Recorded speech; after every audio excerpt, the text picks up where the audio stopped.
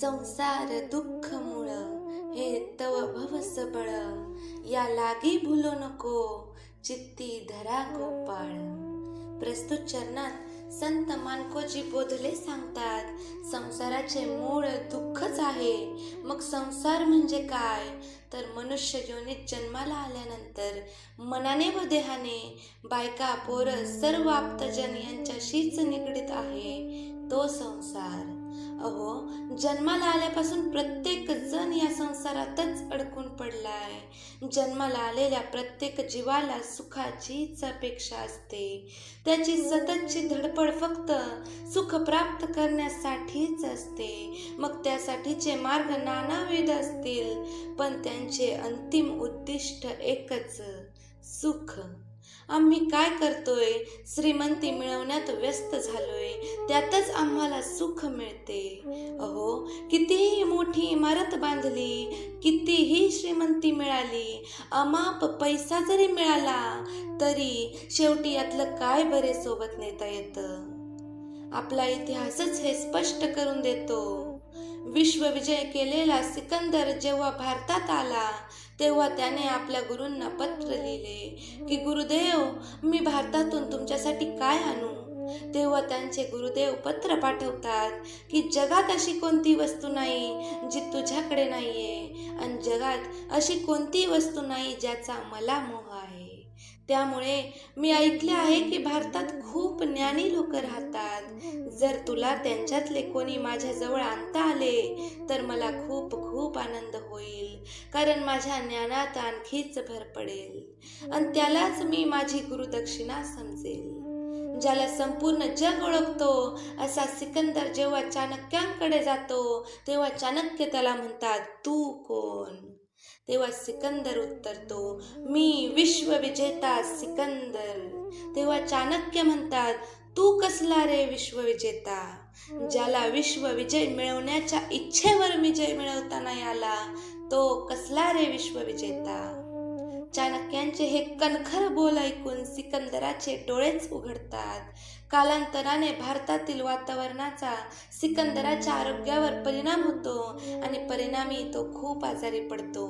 तेव्हा त्याला त्याचा अंतसमय दिसू लागतो. अंतसमयी तो त्यांच्या मंत्री व सेनापतींना म्हणतो की माझा मृत्यू झाल्यावर मला दफन करण्याच्या वेळी माझे दोन्ही हात ताबूतच्या बाहेर काढून ठेवा आणि माझी अंतयात्रा काढा की ज्यामुळे जगाला कळेल, सिकंदर खाली हात आया था और खाली हात ही गया.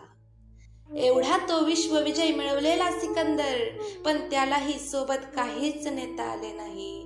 मग तुम्ही हे नश्वर सुख मिळवण्यासाठी इतकी धडपड का रे करताय? देहाला खुश करणाऱ्या प्रत्येक गोष्टींचा नाश होणार. मग त्या नश्वर गोष्टींमध्ये अडकून पडून देवाने दिलेला हा मानवी देह फुका घालवण्याचा आपल्याला काय अधिकार? त्यानं दिलेला अनमोल मानवी देह कशासाठी म्हणून विफल घालवताय? ह्या अत्यंत दुःखाने भरलेल्या संसारात पडून आपण नश्वर गोष्टींमध्येच सुख शोधतोय. अहो, पण आज केलेला ताजा स्वयंपाक कधीपर्यंत चांगला राहणार? तसंच या नश्वर गोष्टी फक्त क्षणिक सुख देतात. मुळात थोड्याच काळासाठी मिळणारा हा आनंद त्याला सुख तरी कसे म्हणावे? ते मुळी सुखच नव्हे. जसे म्हशीला गोचिड आवडत नाहीत, पण गोचडाला म्हैस आवडते, तसे आपण गोचडासारखे या दुःखरूपी संसाराला चिटकून बसलोय. म्हणून संत म्हणतायत, दुःखाचे एकमेव मूळ असणाऱ्या या संसाराला चिटकून बसू नका. संसारी असावे असोनी नसावे, भजन करावे सावकाश. त्या भगवंताचे पाय कधीच सोडू नका, म्हणजेच त्याच्या अनमोल अतुलनीय नामाचा कधी विसर पडू देऊ नका. त्याचेच सतत नामस्मरण करा, त्याचीच कायम आठवण असू द्या. पण जरा विचार करा, आपल्याला कशाची आठवण असते? सुनेनं दही विरजलं की नाही? विरजन जास्ती तर पडलं नसेल ना, ही सासूला काळजी. तर उद्या सासू जास्तीचं दळण तर काढणार नाही ना, ही सुनेला चिंता. इतक्या साध्या साध्या गोष्टींत मन गुंतलं तर माझ्या विठोबाची आठवण यायची कधी? मनुष्य फक्त संसारात अडकून त्याचं ओझं हळूहळू वाढवतच जातो. हरीच्या निस्सीम भक्तांचे ओझे हरीच वाहतो, पण त्याला वाटतं मी वाहीन माझं ओझं, मला कशाला देवाची गरज. मग माणूस काय करतो, आपला भार वाढवत जातो. किती वाढवतो तर न पेलेल इतकं वाढवतो. कमरेत वाकून चालता येईनासं झालं की तक्रार करायला सुरुवात करतो. म्हणायला लागतो या जगात देव आहे की नाही. म्हणजे बघा, संसाराचा भार वाढवला ह्यानेच आणि तो पेलायचा देवाने. वा रे हुशार. मग हा संतांना शरण जातो, हे ओझं आता पेलत नाही हो, काय करू. संत सांगतात हे खांद्यावरचं ओझं फेक आधी. तर हा म्हणतो असं कसं, ते तर माझं आहे. प्रश्न परत तिथेच येतो. माझं माझं म्हणून वाढवलेला हा संसार सोडून जाताना किती दुःख होत असेल नाही. मग आत्ताच तो सोडलेला काय वाईट. संसार सोडायचा म्हणजे घरातून पळून जायचं ना असं नाही बरं.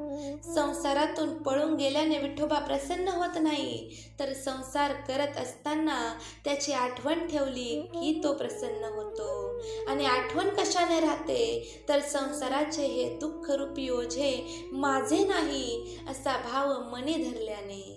तसा भाव मनी उपजावा म्हणून अत्यंत आवडीने अखंड हरीचा जप करा. मग तो श्रीहरी परमात्मा स्वतः तुमचे ओझे वाईल, यात शंकाच नाही. एकनाथ महाराज देखील म्हणतात, आवडीन भावे हरी नाम घेसी, तुझी चिंता त्यासी सर्व आहे. म्हणूनच संत बोधले म्हणतायत, अरे सावध होई आता, तोडी भव मूळ व्यथा, सद्गुरूंची शरण जाई, कृपा करील रे आता. म्हणूनच आता या संसार रूपी चिखलातून उठा, त्यात पडून तुम्ही मलिनच होणार आहात. म्हणूनच आता तरी सावध व्हा. या संसारात पडून तुम्ही व्यर्थच आप्तजनांच्या चिंतेनं ग्रासलायत, पण ते तरी कधीपर्यंत तुमच्या सोबत राहणार.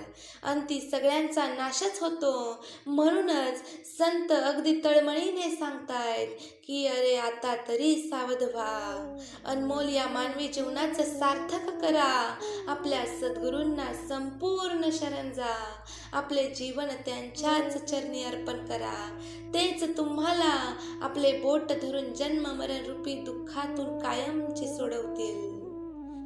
अरे माया कठीण भारी, घाली दुःखाचे घरी, दुःख हे सोसवेना, चढे विखाची लहरी.